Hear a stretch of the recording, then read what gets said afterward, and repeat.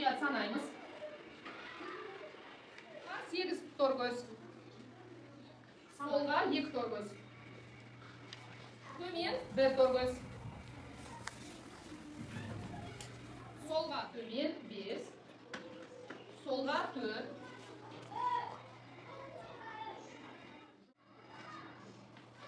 Жоғары 2. Солға 4. Төмен 3. Солға 4.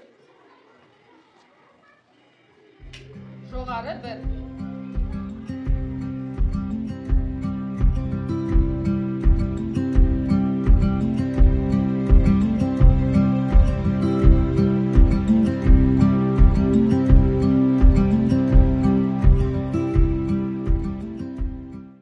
Балалар, біз ненің суретін салдық? Не шықты? Иттің суреті. Ит қандай жануар?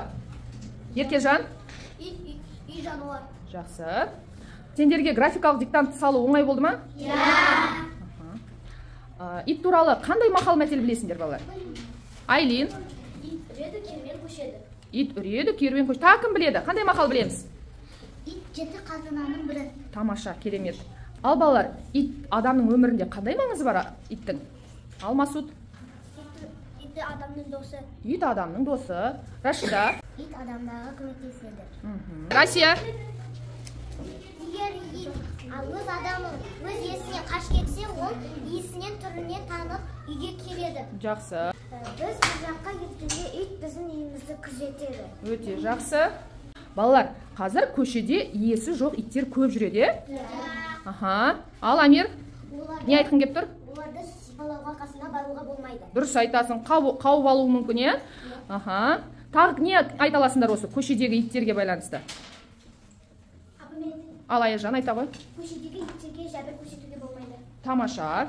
Ал Алдияр? Аң аулауға қатысады. Өте жақсы. Аң аулауға қатысады, е, иттер?